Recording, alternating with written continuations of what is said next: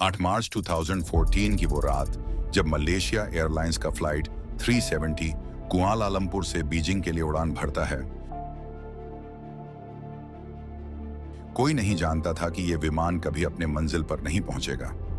एक रात जो रहस्य बनकर रह गई है।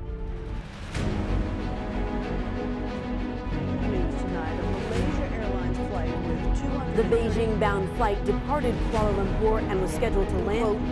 We deeply regret that we have lost all contact.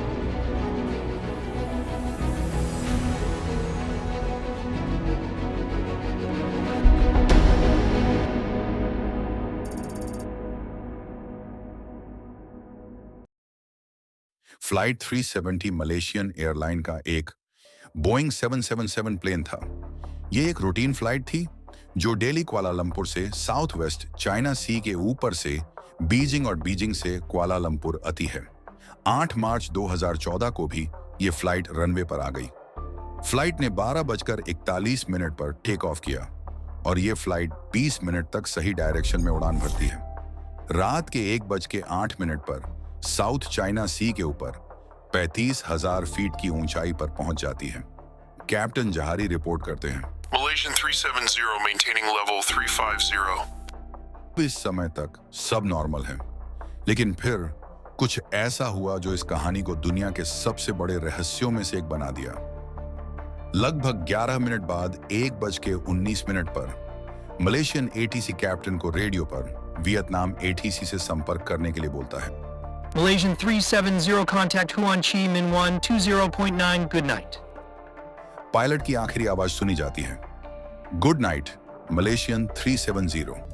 इसके कुछ ही मिनटों बाद विमान का ट्रांसपॉन्डर भी खामोश हो जाता है और फ्लाइट 370 मलेशियन रडार से गायब हो जाता है। और यह घटना बन जाती है दुनिया के सबसे बड़े एविएशन की mystery. Breaking news tonight, a Malaysia Airlines flight with 239 people on board, including 4 Americans, has gone missing. Cynthia, here at Beijing's International Airport, it was more than 4 hours before officials announced reports radar contact with the plane was lost in Vietnamese airspace. Vietnam air space में enter करने के बाद सिर्फ 30 second में रात के 1:21 पर यह प्लेन गायब हो गया था। और रडार से गायब होने की बात उस समय मलेशियन एयर ट्रैफिक कंट्रोलर इतने सीरियसली नहीं लेते हैं, क्योंकि फ्लाइट 370 मलेशियन एयर स्पेस से बाहर निकलकर वियतनाम एयर स्पेस में जाने वाला था। जब प्लेन रडार से गायब हुआ तो मलेशियन एयर ट्रैफिक कंट्रोलर को लगा कि यह वियतनाम एयर स्पेस में जा चुका है। वहां वियतनाम के एयर ट्रैफिक कंट्रोलर ने जैसे ही प्लेन को रडार से गायब होते हुए देखा, तुरंत फ्लाइट से कम्युनिकेट करने की कोशिश करते हैं, पर कोई जवाब नहीं आया। बार बार कोशिश करने के 18 मिनट बाद एयर ट्रैफिक कंट्रोलर को तुरंत समझ में आया कुछ गड़बड़ जरूर है।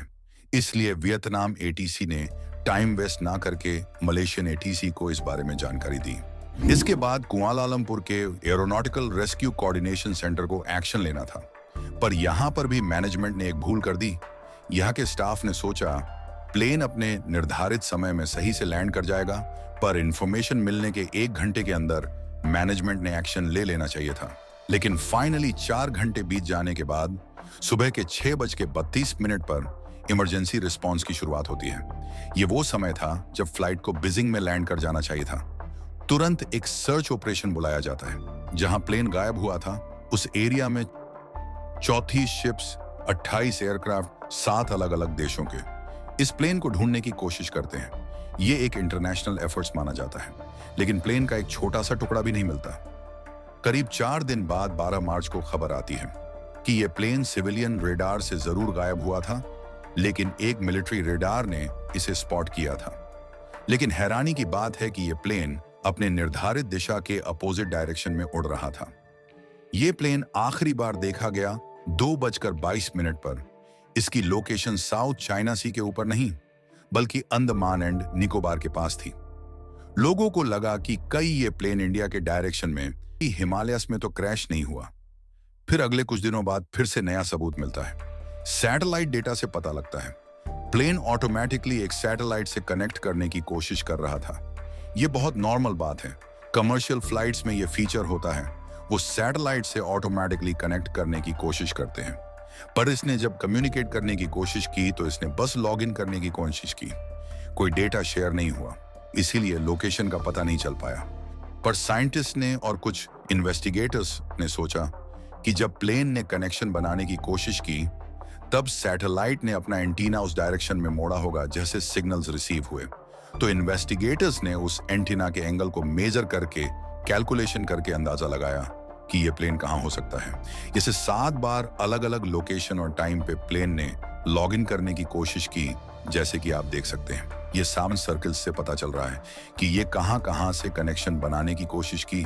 सैटेलाइट ने आखिरी बार विमान से संकेत रात 8:19 पर प्राप्त किया। जैसे कि आप इस आखिरी 7th नंबर के सर्कल का ये ग्रे एरिया देख सकते हैं। ये सबसे आखिर में कनेक्शन बनाने की कोशिश की थी और बहुत सारे कैलकुलेशन करने के बाद ये ग्रे एरिया डिसाइड किया गया जहां प्लेन क्रैश हो सकता था। इसका नाम 7th आर्क रखा गया। ये संकेत विमान के गहरे हिंद महासागर में होने की ओर इशारा करते हैं। द 7th आर्क ऑस्ट्रेलिया से 2000 किलोमीटर वेस्ट में है। ओशन के ये एक अनएक्सप्लोर्ड एरिया में था। इस मैप में ये सैटेलाइट है और ये वो सर्कल है जहां तक प्लेन जा सकता है और ये शेडेड एरिया है द 7th आर्क। इसके बाद में बहुत सारे सर्च ऑपरेशन बुलाए गए। अप्रैल 2014 तक समुद्र के सतह के ऊपर कई हफ्तों की तलाश के बाद भी विमान का कोई सुराग नहीं मिला और फिर जुलाई 2015 में रियूनियन आइलैंड के समुद्र तट पर एक पंख का टुकड़ा मिला, एक फ्लैपरॉन, जिसने इस रहस्य के कुछ हिस्सों को उजागर किया। लेकिन पूरी तस्वीर अब भी धुंधली थी। कोई रिसर्चर ने बताया कि यह उस प्लेन का है ही नहीं। मलबे के और टुकड़े तंजानिया, मोजाम्बिक और दक्षिण अफ्रीका तक पाए गए, लेकिन ये सब एक सवाल का जवाब नहीं दे सके। आखिरकार फ्लाइट 370 के साथ क्या हुआ? जांचकर्ताओं ने कई संभावनाओं पर विचार किया, लेकिन कोई स्पष्ट उत्तर नहीं मिला। क्या यह हादसा था या फिर कुछ और? मलेशिया, ऑस्ट्रेलिया और चीन ने 2017 में आधिकारिक खोज बंद कर दी। आज भी 2024 में लगभग 10 साल बाद इस रहस्य को सुलझाने में लगे हैं। कार्डिफ यूनिवर्सिटी ने बताया कि हम हाइड्रोफोन के टेक्नोलॉजी से इस रहस्य को सुलझा सकते हैं। हाइड्रोफोन के टेक्नोलॉजी एक माइक्रोफोन है जिसे पानी के नीचे ध्वनि रिकॉर्ड करने या सुनने के लिए उपयोग करने के लिए डिजाइन किया गया है। अगर इस टॉपिक पर आपको डिटेल्ड वीडियो चाहिए, आप कमेंट करें, हम आपके लिए जरूर लेके आएंगे। और ये टेक्नोलॉजी ऑस्ट्रेलिया में मौजूद है। इसके लिए साइंटिस्ट यहाँ एक कंट्रोल धमाके करके जो डेटा निकलेगा उसे 10 साल पहले के डेटा से कंपेयर करेंगे। लेकिन यह रहस्य अब भी अनसुलझा है। आखिरकार वो विमान, वो यात्री, वो रात आज भी सवाल बनकर आसमान में तैर रहे हैं। इस पर आपके क्या विचार हैं?